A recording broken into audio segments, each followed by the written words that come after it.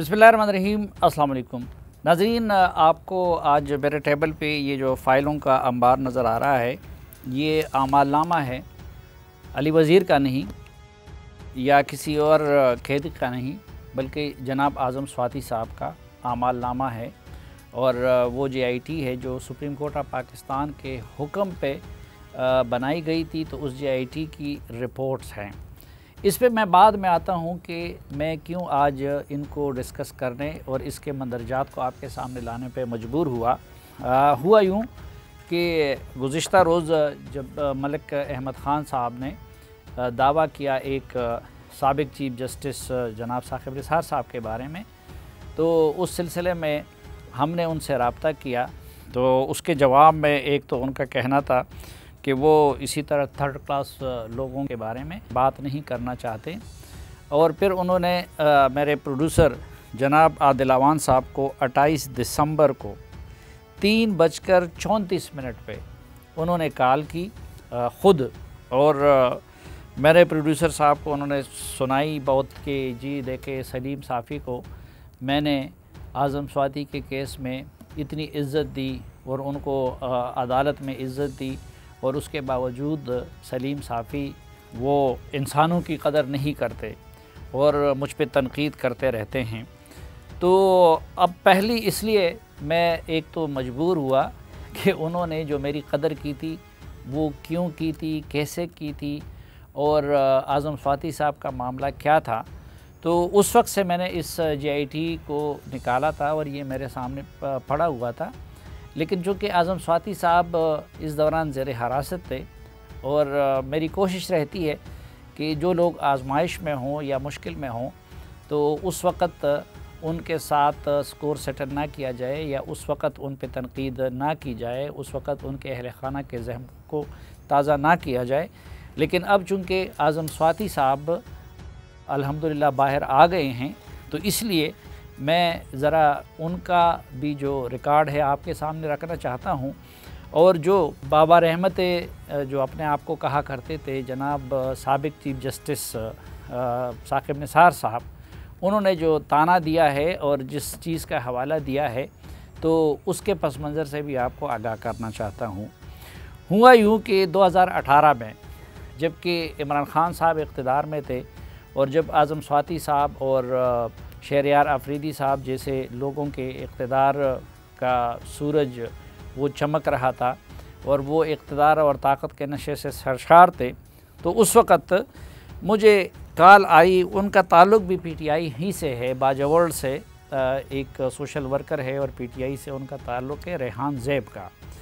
और उन्होंने मुझे बताया कि इसी तरह आज़म स्वाति साहब ने बाजवड़ की एक IDP फैमिली के साथ ये जुल्म किया है।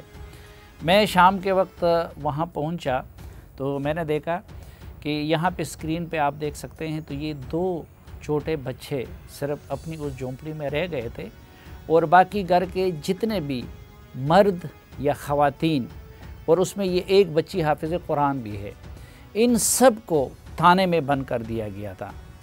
और उसमें ये जो सबसे छोटा बच्चा है, तो उसके बारे में मुझे बताया गया कि उन्होंने गुज़िश्ता 18 घंटे से कुछ खाया पिया नहीं है। तो मैंने पूछा कि क्यों, तो मुझे बताया गया कि उन्होंने आटा पड़ोसियों के घर भेजा, लेकिन पड़ोसियों ने भी आज़म स्वाति साहब के खौफ से उनके लिए उसकी रोटी नहीं बनाई। बहरहाल उस वक्त फिर जो कुछ मुझसे हो सकता था वो तो हुआ। रात को फिर मुख्तलिफ़ TV चैनल्स ने इस इशू को उठाया, आदिल शाहज़ेब साहब ने इस पे प्रोग्राम किया, और आपको पता होगा कि इस मामले में फिर भी आज़म स्वाति साहब का गुस्सा ठंडा नहीं हुआ था। तो यहाँ पे हम आपको दिखाएंगे कि उस सिलसिले में शहरयार अफरीदी साहब और उस वक़्त के वज़ीर-ए-आज़म इमरान ख़ान साहब के माबैन जो व्हाट्सएप मैसेजेस का तबादला हुआ है, वो भी हम आपको दिखाएंगे। तो IGP भी इस चक्कर में ट्रांसफ़र किए गए। उस पूरे घराने को सिवाय उन 2 छोटे छोटे बच्चों के बाकी सब को थाने के अंदर बंद कर दिया गया था। और फिर उस फैमिली के साथ मैंने भी प्रोग्राम किया बात यह है कि उस वक़्त मैं दुकान पे था, मैं तो रात ही शाम को नमाज़ पढ़ के फिर मैं आ गया, ये बच्चा मेरे पीछे आ गया, ये छोटा, ये वाला। हाँ, उसने बोला कि उधर लड़ाई हुआ हमारा और वो लोग आए थे हमारे पीछे, फिर क्लाशिन को, अब ये सारे बातें बता रहे थे, मगर लड़ाई जो हुआ वो तो मेरे घर के हुआ। अच्छा, लड़ाई के वक्त आप घर पे मौजूद नहीं थे? मैं भी घर पे नहीं मौजूद था, मेरे वो बेटा भी नहीं था। अच्छा, हाँ, ये वाला बेटा? हाँ, वो वाला बेटा, हाँ, ये भी नहीं था। गाय ने क्या किया था? वो कहते कि आपकी गाय ने, इसने जो है जुमे के लिए गया, जैसे तो उधर उसने बांध लिया था, पता नहीं खुद चले गई या खुद किसी ने खोल दिया या खुद खुल गया, जैसे भी हो, मगर उसमें रस्सी जो है ना इधर इसके जो है ना ये कांटे तार के भी अंदर चले गई थी। आप बताएं कि वो लड़ाई कैसे शुरू होगी? इनके बंदे इधर आ गए? जी जी। अच्छा, आके उन्होंने क्या किया? आके बस अचानक उनके लोग इधर घर के पास आ गए, तो मेरी माँ पे हाथ उठाया गया, मेरा भाई बड़ा भाई था, तो बस लड़ाई उधर से शुरू हो गई। अच्छा, लेकिन वालिद साहब आपके घर पे नहीं थे? नहीं। अच्छा, उनके कितने बंदे आए थे? 7 बंदे? जी। अच्छा, और उसका बेटा भी था साथ? आजम साथी का एक बेटा था, उस्मान खान। उस्मान खान उसके खुद उनके साथ था? जी। और उनके साथ असलहा था? जी जी। और आप लोगों के पास असलहा नहीं था? हम खाली हाथ थे बस। पुलिस को फोन उन्होंने किया था या आप लोगों ने किया? हमने किया था। तो जब पुलिस आई और उन्होंने बताया तो वो उनको ले जाने की बजाय आपको ले गई? हाँ, बस वो तो उनकी मर्जी है। अच्छा, ये 26 तारीख थी, हाँ, जुम्मे का दिन? जुम्मे का दिन, बस 3 बजे तकरीबन लड़ाई हुए। अच्छा, हाँ, फिर मैं तकरीबन पुलिस आपको ले गई? पुलिस मुझे आपकी अहलिया को ले गई? पुलिस मुझे ना, मेरा बेटा और मेरे जो है बेटी और मेरे जो है ना वो बीवी, ये तीनों उधर थाने चले गई। और इनको? ये नहीं था, ये नहीं लेके गया। आप अपनी वाइफ का, अहलिया का, बेटी का और एक बेटे को लेने के लिए थाने गए, तो उन्होंने उधर आपको भी साथ बैठा दिया। और फिर जब ये बैठा अगले दिन आप लोगों की खबर लेने के लिए आ गया, तो आपको भी अंदर कर लिया? उनको बैठा, हाँ, अंदर। अच्छा, फिर ये आया शामी, ये तकरीबन ज़ोहर के वक़्त देखने वास्ते, क्योंकि हमारे माँ बाप आए नहीं, फिर इनको भी बिठा दिया। फिर जब मीडिया में इनकी तस्वीरें आई है तो फिर जो है ना वो आज़म साथी साहब के बेटा जो है आ गया और मेरे वाला दूसरे दिन इनको भी बिठा हाँ, दिया? इनको भी बिठा दिया, इनको सुबह भी बिठा दिया, इनको जो है फिर वो कहते ये कैमरे में आए हुए हैं, तो इनको भी बिठा दिया और इनको बिठा के जो है ना वो फिर जब मीडिया में शोर मचा तो वो जो है ना इनको नाम काट दिया था। जिस दिन इनको ताने में बंद किया और आपके वालिद साहब, घर पे आप लोग कौन कौन रह गए? मैं तो तीन छोटी एक ये थी? 3 छोटी बहनें थे और 2 भाई थे छोटे। ये भी थे? जी। हाँ। हाँ। अच्छा, एक इनसे भी छोटा है? जी, 2 इनसे छोटे। अच्छा, और घर में सिर्फ आप थे, तो आपने, ये लोग रो रहे थे जब वालिद साहब भी नहीं थे, माँ भी नहीं थी, बाप भी नहीं थे? तो रो तो ज़रूर थे, पर बस कुछ खिलौने वगैरह जो है ना, इससे जो है ना आप इनको बहलाते रहे उसको? जी। और जब वालिदैन घर पे नहीं थे तो उस रात आपको डर नहीं लग रहा था? इसी जंगल में आप अकेले थे? क्यों नहीं लग रहा था, पर बस क्या करें, मजबूर है। वो एक रात आप लोगों ने इसी तरह गुजारी, बस आप थे और ये बच्चे थे? 2 रातें ऐसे गुजारी। 2 रातें ऐसी गुजारी? जी। और इनके लिए फिर खाने वगैरह का, जब शाम को अम्मी नहीं थी घर पे, तो खाने का क्या किया? कुछ रोटी थी वो खिलाई, फिर होटल से लेकर आते। अच्छा जी। तो ये पड़ोसी आपके लिए नहीं बना रहे थे? पड़ोसी को तो इधर जो एक उधर काना जो है ना, तो हम हटा लेके गए उधर, उसके पीछे पुलिस आए कि तू भी इसका रिश्तेदार है, तू भी आ जेल। उसका शोहर का और बेटे का नाम लिख दिया। फिर उसके बेटे घर में आते नहीं थे, पता नहीं काम पे थे। फिर उन्होंने भी हमारा जो है ना वो खाना वगैरह बंद कर दिया। तो फिर उधर से होटल से लेकर आता था। तो चूँकि ये एक बहुत बड़ा इशू बन गया मीडिया का, और साकिब निसार साहब मीडिया पे बहुत नज़र रखते थे और मीडिया में हीरो दिखने की कोशिश करते थे, तो उन्होंने इसका सो मोटो एक्शन ले लिया। और सो मोटो जब कार्रवाई हो रही थी अदालत में, तो मैं भी अदालत में उस फैमिली के साथ हाज़िर हो जाता था। तो जब सो मोटो कार्रवाई हो रही थी अदालत में, आज़म स्वाति साहब रोस्टम पे खड़े थे, उन्होंने उस फैमिली पे ये इल्ज़ाम लगाया कि ये दहशतगर्द हैं। तो साकिब निसार साहब ने मुझे भी रोस्टम पे बुलाया, मैं और आज़म स्वाति साहब इकट्ठे रोस्टम पे खड़े थे। तो मैंने उनसे इस्तदा की और मैंने उनसे कहा कि माय लॉर्ड, इस बच्ची को देख लीजिए जो सबसे छोटी बच्ची थी, और मैंने कहा इस पूरे ख़ानदान को देख लीजिए, ये क्या आपको दहशतगर्द नज़र आते हैं? और फिर मैंने उनको इस वाक़े से आगाह किया कि जी इस छोटी बच्ची ने 18 घंटे कुछ खाया पिया भी नहीं था और बुखार की हालत में ये घर में इसी तरह पड़ी रही। तो खैर उस वक़्त साकिब निसार साहब ने आज़म स्वाति को बड़ी सुनाई और फिर मैंने अदालत उज़्मा को ये भी गुजारिश की कि जी इन गरीबों की उस गाय ने आज़म स्वाति साहब के फार्म हाउस के अंदर घुसने की हिम्मत नहीं की थी, क्योंकि वो तो ऊंची ऊंची दीवारें हैं, बल्कि उसके साथ जो सरकारी ज़मीन है तो गाय ने उसमें घुसने की जसारत या हमाकत की थी, जिसकी सज़ा उस ख़ानदान को दे दी गई। तो उन्होंने कहा साकिब निसार साहब ने कि JIT ये कब्ज़े के मामले को भी देखें और फिर जो शहरियत का मामला है उसको भी देखें, और जो आज़म स्वाति साहब ने एक मरतबा एक $1 मिलियन का एक जाली नोट जो दिया था सैलाब मुतासिरीन को, तो उन्होंने कहा कि इस मामले को भी देखें। ये JIT साकिब निसार साहब की अदालत ने बनाई थी और 3 अफराद पे मुश्तमिल थी।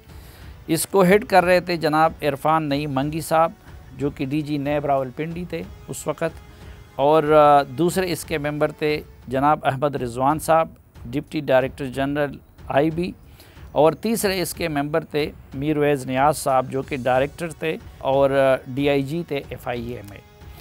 इन 3 अफराद पे मुश्तमिल ये JIT कमेटी जो बनाई गई, तो उसको साकिब निसार साहब ने जो उसका मैंडेट था उसमें ये चीज़ें शामिल थी कि what sort of incident took place at his residence on 25 अक्टूबर 2018 को इनके रिहाइश गाह पर किस नौइयत का वाकया रूनमा हुआ, पुलिस को मुतहर्रिक करने में आज़म स्वाति का क्या किरदार था, जिसके बिना पर खवातीन और बच्चों को पुलिस के तहवील में लिया गया। क्या आज़म स्वाति ने अपने सेनेटर और वजीर होने का नाजायज फायदा उठाया था कि रियासती इदारे को अपने पड़ोस में रहने वाले खानदान को हरासा करने और सजा देने के लिए इस्तेमाल किया जा सके? किन हालात और वजूहात के बिना पर जान मोहम्मद IGP इस्लामाबाद का जल्दबाजी में तबादला किया गया? क्या आज़म स्वाति का IG को हटाने में बिल वास्ता या बिला वास्ता किरदार था? क्या आज़म स्वाति को इनके मर्तबे के बिना पर खुसूसी अहमियत दी गई थी? क्या आज़म स्वाति ने सरकारी इमलाक, जिसके वो कानूनी तौर पर मालिक नहीं थे, पर खारदार तारे लगाकर गैर कानूनी कब्जा किया? क्या आज़म स्वाति की मलकियत में मौजूद प्रॉपर्टी कानूनी तौर पर हासिल की गई या इनको अलॉट की गई, और ऐसी किसी अलॉटमेंट या मिल्कियत के कवायद व ज़वाबित क्या थे? क्या आज़म स्वाति ने किसी इदारे या अथॉरिटी से नाजायज फ़ायदा उठाने के लिए अपनी पोजीशन का गैर कानूनी इस्तेमाल किया? क्या आज़म स्वाति के असासे इनके आमदन से मुताबिकत रखते हैं, और क्या ये कानून के मुताबिक ईमानदारी के साथ मुतल्लिका इदारों के सामने जाहिर किए गए?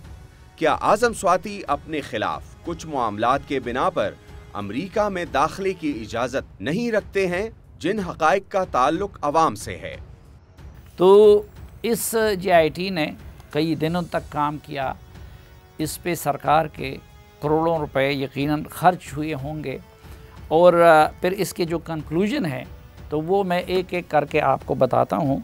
और मैं फिर अर्ज़ करूँ कि ये JIT बनाई गई थी इमरान खान साहब की हुकूमत में, और मंगी साहब को आप जानते हैं कि नवाज शरीफ की जो JIT थी उसमें भी वो शामिल थे, और ये बाकी भी दोनों बड़े बाइज़्ज़त पुलिस अफसरान हैं।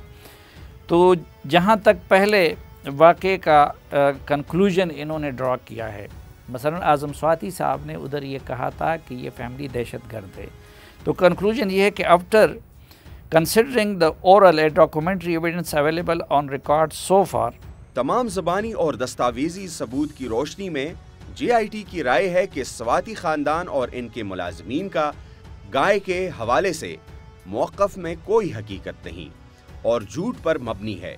ये मनगढ़ंत, मुतज़ाद और हकीकत के बरखिलाफ है। ये मैं नहीं कहता, ये वो JIT कहती है आज़म स्वाति साहब के बारे में।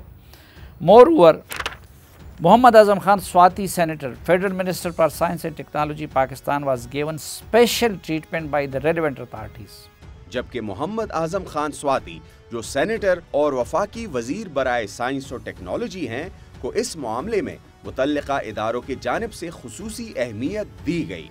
उन्होंने अपने दफ्तर और हैसियत का नाजायज फ़ायदा उठाते हुए इदारों पर असर रसूख इस्तेमाल किया, जो कि एक आम शहरी नियाज मोहम्मद और इनके ख़ानदान के लिए पुलिस के हाथों नारवा सलूक का बायस बना। तो ये मैं नहीं कहता, ये GIT कहती है, जो साकिब निसार साहब ने बनाई थी कि नंबर 1 आज़म स्वाति साहब ने अपने इख्तियारात का नाजायज़ इस्तेमाल किया, पुलिस को इस्तेमाल किया और उस ख़ानदान के बारे में उनका जो दावा था तो वो दावा गलत था।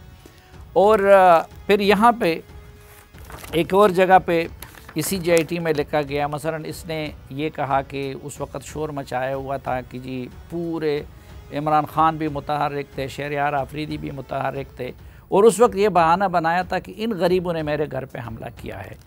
तो उसके बारे में IG ने ये बयान दिया था कि जब मैंने अपने DIG ऑपरेशन से पूछा कि आप जाके पता कर ले कि क्या वाकई ऐसा हुआ है, तो thereafter he called DIG operation and inform him that the minister claim that his farm house has been attacked. Azam Swati के बेटे ने DIG ऑपरेशंस को फोन करके बताया कि मिनिस्टर के घर पर हमला किया गया है और किसी अहलकार को मौके पर रवाना किया जाए। इसके जवाब में DIG ऑपरेशंस ने IG को बताया कि कोई हमला नहीं हुआ, जबकि आजम स्वाति के गार्ड्स का इनके फार्म हाउस के साथ रहने वाले अफराद के साथ झगड़ा हुआ है। IG की स्टेटमेंट के मुताबिक जब उन्होंने DIG को वहाँ पे भेजा तो उन्होंने उनको बताया कि जी आज़म स्वाति के घर पे कोई हमला नहीं हुआ है। अब आ जाएं दूसरा जो मैंडेट था कब्ज़े की मामले का। कब्ज़े के बारे में ये फिर मैं ये नहीं कहता, ख़ुद ये जो साकिब निसार साहब की अदालत के हुक्म पे मंगी साहब की सरबराही में जो कमेटी बनाई गई थी, तो उस कमेटी की जो कंक्लूजन है वो ये है कि क्वेश्चन, क्या आजम स्वाति ने खारदार तारे लगाकर सरकारी इमलाक पर नाजायज कब्जा किया है? आंसर क्या है, इसका जवाब क्या है, ज़रा मुलाहिज़ा कीजिए। Yes, Mohammad Azam Khan Swati has encroach upon government property. जी हाँ, आजम स्वाति ने CDA की सरकारी जमीन पर नाजायज कब्जा कर रखा है। आजम स्वाति के ज़ेर कब्जा जमीन का कुल रकबा 12.69 कनाल है, जिस पर खारदार बाड़ लगाई गई है और फिश फार्म तामीर किया गया है, जबकि बजाते खुद फार्म हाउस के तामीर में संगीन खिलाफ वर्जियों की तफसील building control report section para 6 में भी बयान की गई है। और ये कब्ज़े की बात उन्होंने की है, तो ये सारे दस्तावेज़ात जो आप कह रहे हैं ये CDA के हैं, मुख्तलिफ मुतालिका शोबों के हैं और ये सारे उसके ख़रीद फ़रोख्त के मामलात के हैं। तो ये तमाम वॉल्यूम उसके साथ ये 2 वॉल्यूम जो है ये उस के मुतालिका दस्तावेज़ात पर मुश्तमिल हैं। इसको आप मुलाहिज़ा कर सकते हैं। ये सारी चीज़ें इसमें जो हम मुमकिन हो सके आपको स्क्रीन पे दिखा देंगे। नाज़रीन, एक मुख्तसर सी ब्रेक, वापस आएंगे तो जरगे का सिलसिला जारी रहेगा, हमारे साथ रहिए।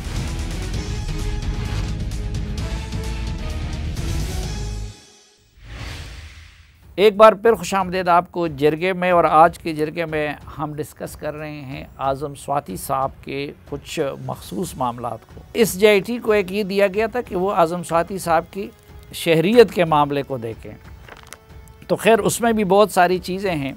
और आज़म स्वाति साहब इस दौरान बड़ी बड़ी जो तकरीरें करते थे अमेरिका के ख़िलाफ़, तो हम खुद समझने से कासिर थे।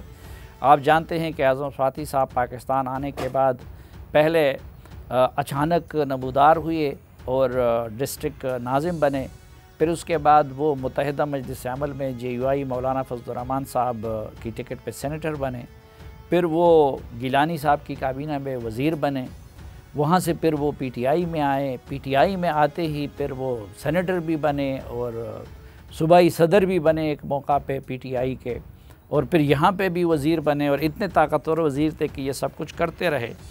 तो अमेरिका के बारे में उन्होंने फिर अमेरिका की जो होमलैंड सिक्योरिटी डिपार्टमेंट है अमेरिका का, उससे भी रब्ता किया है और सफारत खाने और दीगर मुताल्लिका जगहों से भी रब्ता किया है। तो इसमें JIT को जो होमलैंड सिक्योरिटी की तरफ से जो जवाब आया है वो है कि in response to your inquiry regarding mister Swati case, Azam Swati case के हवाले से आपकी दरख्वास्त के जवाब में हमने होमलैंड सिक्योरिटी के इदारे के रिकॉर्ड की जांच की और अमेरिका में इस केस के हवाले से मालूमात ये हैं।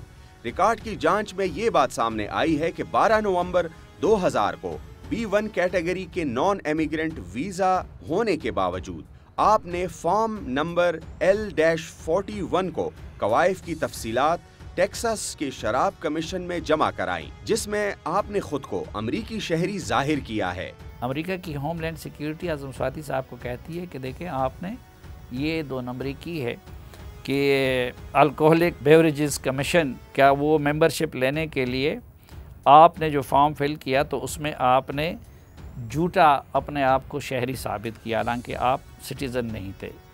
फाइल में आपके वोटर रजिस्ट्रेशन एड्रेस की तस्दीकी कार्ड की कॉपी भी मौजूद है, जबकि E2 नॉन एमिग्रेंट की हैसियत में भी आपने खुद को अमरीकी शहरी जाहिर करके मई 2001 में पोर्ट आर्थर शहर का वोट डाला, जो कि आपने 30 सितंबर 1996 के बाद झूठ बोलकर अपने आप को अमरीकी शहरी जाहिर किया। आजम स्वाति साहब कमाल के आदमी है। पहले तो ये कि उन्होंने वहाँ पे एक लाइसेंस के लिए अप्लाई की जो शराब की उससे मुतालिक था और सिटीज़न नहीं थे, और वो कहते हैं कि आपने उसमें अपने आप को सिटीज़न शो किया। और दूसरा फिर ये वहाँ एक लोकल उसका इलेक्शन हो रहा था तो आजम स्वाति साहब से कहते हैं कि आप वोटर नहीं थे और आपने जाली तौर पर उसमें अपने आप को वोटर साबित किया, तो इसलिए फिर अमरीकी उनसे कहते हैं इस बिना पर कानून के मुताबिक अब कानूनी तौर पर मुस्तकिल रिहाइश के अहल नहीं रहे, इसलिए आपकी दरखास्त को रद्द किया जाना चाहिए और ये रद्द की जा रही है। इस फैसले के खिलाफ कोई अपील नहीं की जा सकेगी। आजम स्वाति साहब को अमरीकी फिर बताते हैं कि आपने ये जो कुछ किया है उसके बाद आप कभी भी अमरीकी शहरी नहीं बन सकते। यही वजह है कि अमेरिका में आजम स्वाति साहब का जो कारोबार है वो उसके फैमिली के अफराद चलाते हैं और आजम स्वाति साहब ख़ुद वहाँ नहीं जाते, बल्कि कभी कभार मेक्सिको चले जाते हैं और वहाँ पे आ जाते हैं उनके पास उनके कारोबार चलाने वाले लोग और उनको हिसाब किताब दे देते हैं। तो ये तो हुआ उनकी शहरियत का मामला। फिर एक और आपको याद होगा कि जब वो पाकिस्तान में आए तो मानसेरा के डाडर के इलाके में कुदरती आफत आई थी और उसमें बहुत सारे लोग ज़िंदगी से भी हाथ धो बैठे थे। तो आजम स्वाति साहब ने हीरो बनने के लिए वहाँ दौरा किया और जो वहाँ लोगों की इमदाद के लिए एक कमेटी बनी थी तो मौलाना नज़ीर अहमद उनको और पूरे जलसे में आके उन्होंने उनको $1 मिलियन का नोट दे दिया।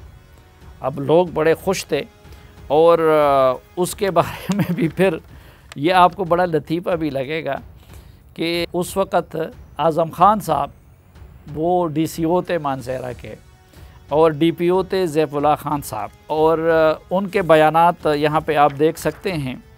तो उन्होंने ये नोट का आज़म स्वाति साहब, यानी इसके लिए कितनी जुर्रत चाहिए होती है। पहले तो अमेरिका में आप सिटीज़न नहीं और अपने आप को सिटीज़न शो करें, या फिर इस तरह के काम करें कि आप जाएं और लोगों को बेवकूफ़ बनाने के लिए जो तकलीफ़ में हों, जिनके लोग मरे हों, उनको एक जाली नोट दे दें।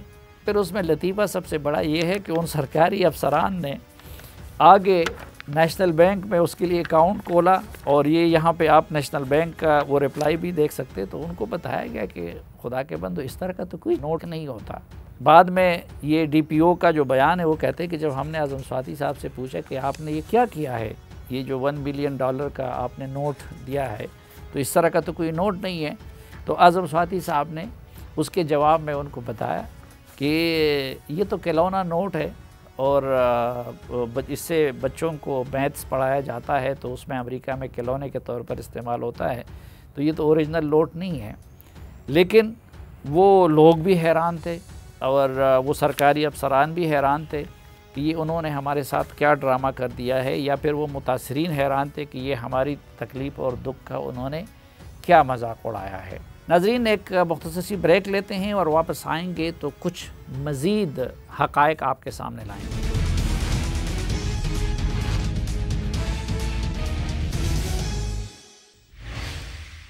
एक बार फिर खुशामदीद आपको जरगे में।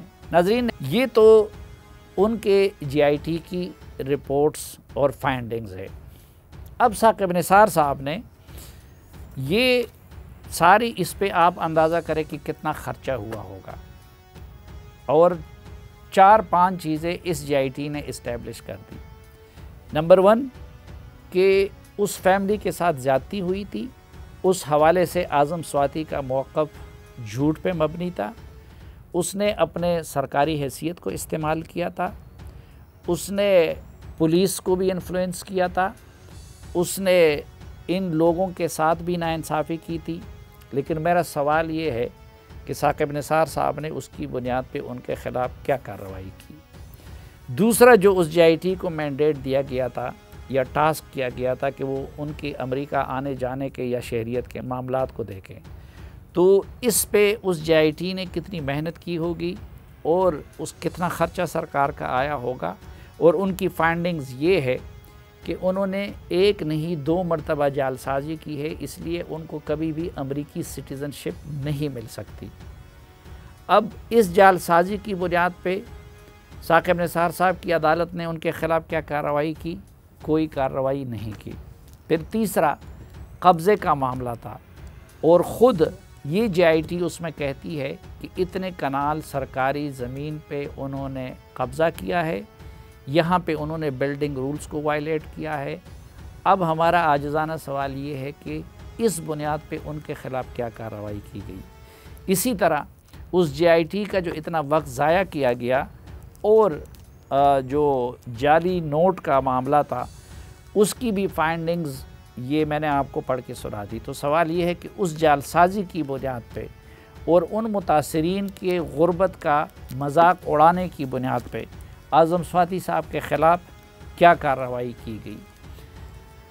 ये रिपोर्ट GIT की जस्टिस साकिब निसार साहब की अदालत ने तैयार होने के बाद उसी तरह दबा दी जिस तरह के कासिम सूरी की नाअहली का और बोगस वोटिंग का मामला सुप्रीम कोर्ट ऑफ पाकिस्तान में कई साल तक पेंडिंग रहा। आप और हम सब जानते हैं कि कासिम सूरी को इलेक्शन ट्रिब्यूनल था और फिर बलूचिस्तान हाई कोर्ट था, उन्होंने डिस्क्वालीफाई कर दिया इस बुनियाद पे कि 50,000 से ज़्यादा उनके वोट जाली हैं।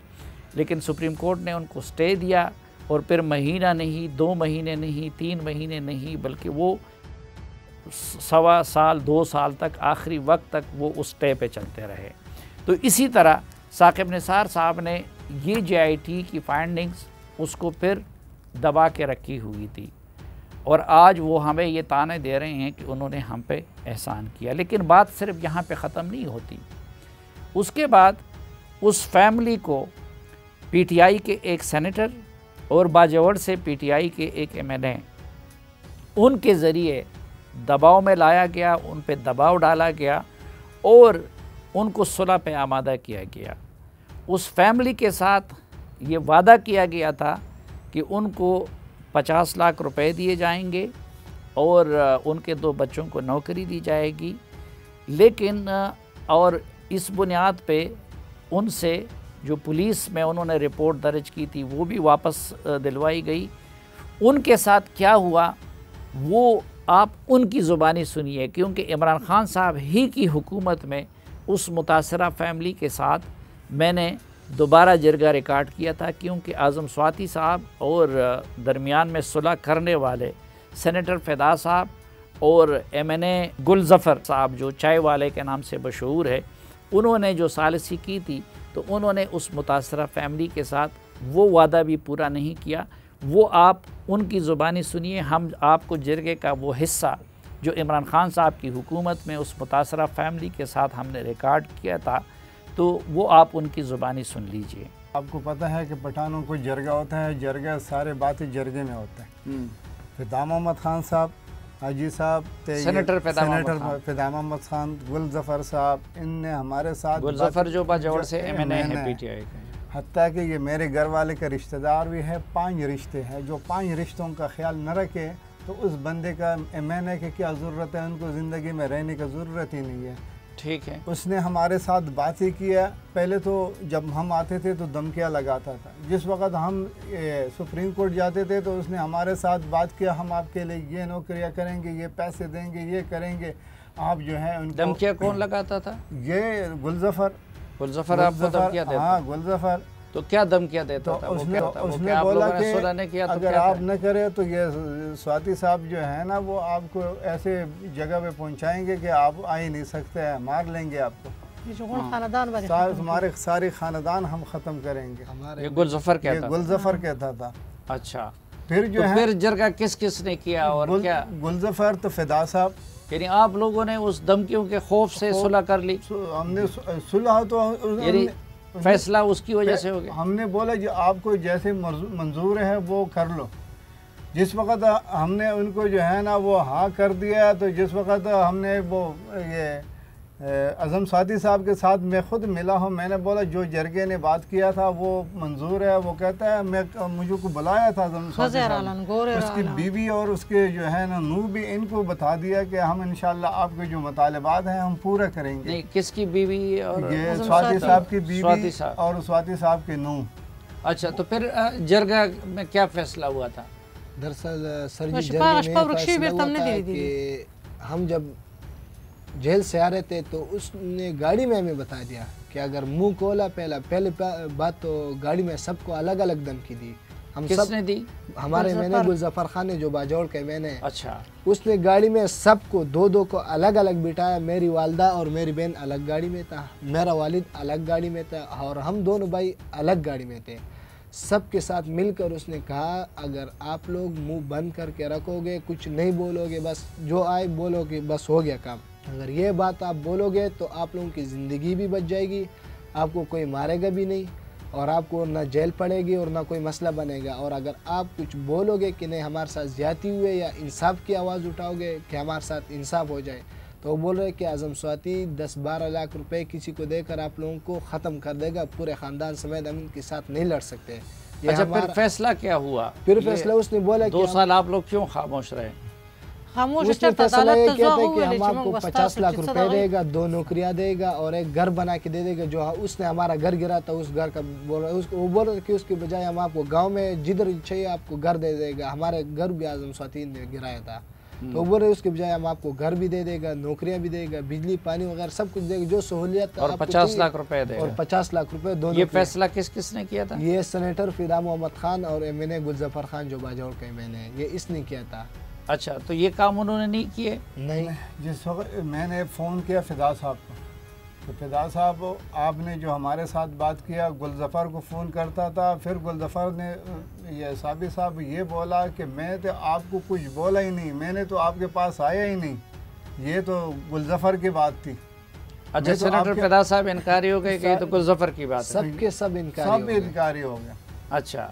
हाँ, गुलजफर के घर में हम दोनों भी गया, हम 3 दफ़ा उनके घर गया, फिदा साहब के घर गया। फिदा साहब के भाई ने हमको बोला कि मेरे 2 बेटों का नौकरी उसने नहीं कराया तो तुम्हारा क्या कराएगा, वो तो पेशावर में रह रहे हैं। हम खुद जो है उनको दरगाह के पास गया था, दरगाह में गया था उनके घर। नाज़रीन, आपने देखा कि इमरान ख़ान की जो रियासत मदीना थी वो भी इख्तिताम पज़ीर हुई। साकिब निसार साहब या बाबा रहमत का दौर भी इख्तिताम पज़ीर हुआ।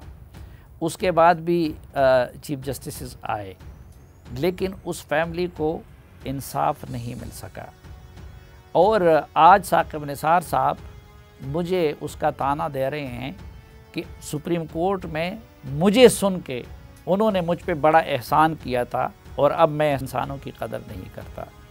तो मेरा उनसे एक तो मुअद्दबाना गुजारिश है कि ये आपका इंसाफ था, ये आपका हम पे एहसान था। और मैं फिर ये कहूँगा, ये सारा किस्सा आज भी मैं बयान ना करता अगर साकिब निसार साहब मुझे ये ताना ना देते। हमने पहले भी राब्ते किए थे और ये फ़ोरम इस मामले पे आज़म स्वाति साहब का मौक़िफ़ लेने के लिए भी हाज़िर हैं और साकिब निसार साहब का मौक़िफ़ लेने के लिए भी हाज़िर हैं। और इस वक्त जो लोग इक़्तिदार में हैं, आज़म स्वाति साहब ने तो जो करना था वो किया और उनके साथ जो होना था वो हुआ। लेकिन मैं कहता हूँ कि इस वक्त जो लोग आज़म स्वाति की जगह पे बैठे हुए हैं, इस वक्त जिन लोगों के हाथ में ताकत और इख्तियार है, उनको ये चीज़ें मद्देनज़र रखनी चाहिए कि मज़लूम के दिल से जो आह निकलती है वो कहीं न कहीं असर कर जाती है और वो अर्श को कहीं किसी न किसी स्टेज पे आके वो आहें अर्श को हिला देती है। इसलिए इस वक्त जो लोग हैं उनको साकिब निसार साहब के अंजाम से भी सबक लेना चाहिए और आज़म स्वाति साहब के अंजाम से भी सबक लेना चाहिए। इजाज़त दीजिए, अल्लाह हाफ़िज़।